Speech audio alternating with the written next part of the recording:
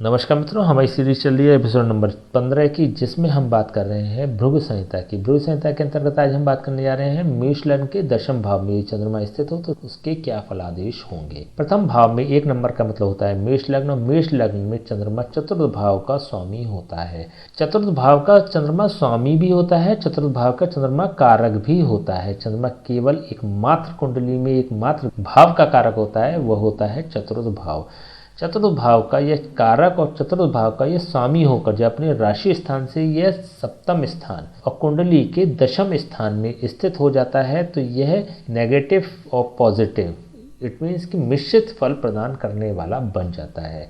देखिए, पॉजिटिव इस वे में करेगा कि ये क्योंकि केंद्र भाव का स्वामी होकर अगेन ये केंद्र भाव में बैठ रहा है और अपने चतुर्थ भाव को अगेन ये देख भी रहा है। यहाँ से सीधी दृष्टि इसकी चतुर्थ भाव पर भी पड़ रही है। हमने बात करी थी कि जब भी कोई ग्रह अपने राशि स्थान को देखता है तो उसकी रक्षा करने वाला हो जाता है, उसको प्रोटेक्ट करने वाला बन जाता है। तो यह चंद्रमा चतुर्थ भाव की रक्षा करने वाला होगा। लेकिन क्योंकि यह केंद्र भाव का स्वामी होकर चंद्रमा केंद्राधिपत्य दोष इसको लग जाता है जब ये केंद्र का स्वामी होता है। जब हमने लघु पाराशरी की बात करी थी, एक सीरीज चलाई थी लघु पाराशरी पर जिसमें हमने 42 श्लोकों की बात करी थी, उसमें हमने विस्तार से आपको बताया था केंद्राधिपत्य दोष के बारे में। चंद्रमा को केंद्राधिपत्य दोष लगता है क्योंकि वह एक शुभ ग्रह होता है, वो एक सौम्य ग्रह होता है। तो ऐसी स्थिति में जब इसको केंद्राधिपत्य दोष लग रहा है और यह अगेन केंद्र में बैठ रहा है तो यह दशम भाव को अशुभ करने वाला बन जाता है, अशुभता प्रदान करने वाला बन जाता है।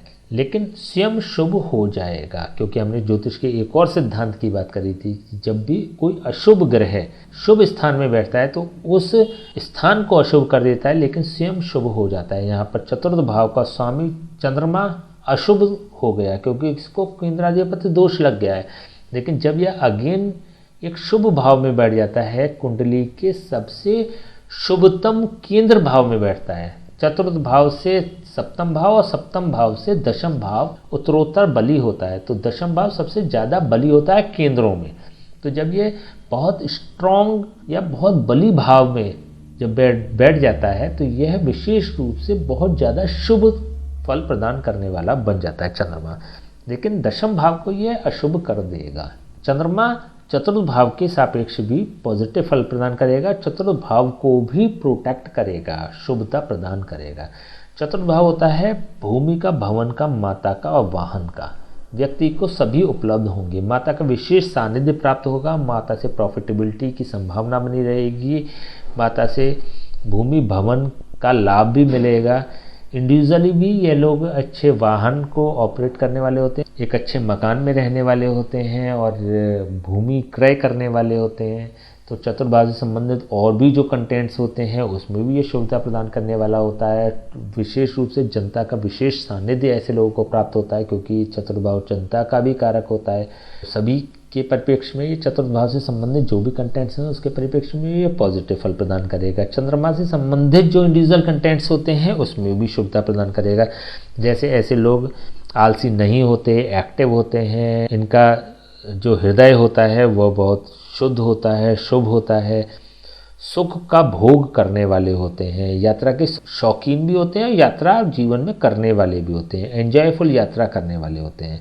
ऐसे लोग देखने में भी सुंदर होते हैं, इनके स्वभाव में चंचलता भी होती है, धन की इन लोगों को कमी नहीं रहती है, कल्पना और काल्पनिकता भी बहुत अच्छी होती है। ऐसे लोग अच्छे राइटर भी हो सकते हैं, अच्छे पोइट भी हो सकते हैं, कल्पनाशीलता से संबंधित काम करने वाले होते हैं, इवेंट मैनेजमेंट से संबंधित अच्छे काम करने वाले होते हैं, इनका मैनेजमेंट बहुत अच्छा होता है, इम्यूनिटी बहुत स्ट्रांग होती है ऐसे लोगों की।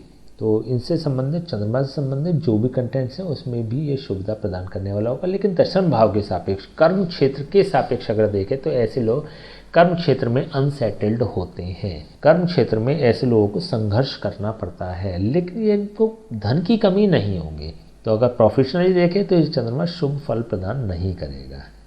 चलिए हम इसके उपाय की बात कर लेते हैं। चंद्रमा 10th हाउस में ओवरऑल बहुत शुभ होता है, लेकिन 10th हाउस के सापेक्ष अच्छा फल नहीं प्रदान करता है। तो ऐसे में इसको कहीं भी मूव कराने की आवश्यकता नहीं है। किसी योग्य ब्राह्मण से बात करके इसके जाप और हवन कराएं, जिससे कि ये शुभ फल प्रदान करने वाला हो जाएगा और व्यक्ति को प्रोफेशनली सेटल्ड करवा देने वाला होगा। ठीक है, तो आज हमने बात करी मेष लग्न के दशम भाव में यदि चंद्रमा स्थित हो तो उसके क्या फलादेश होंगे। नेक्स्ट वीडियो में बात करेंगे मेष लग्न के एकादश भाव में यदि चंद्रमा स्थित हो तो उसके क्या फलादेश होंगे। तब तक के लिए हमें आज्ञा दीजिए। नमस्कार।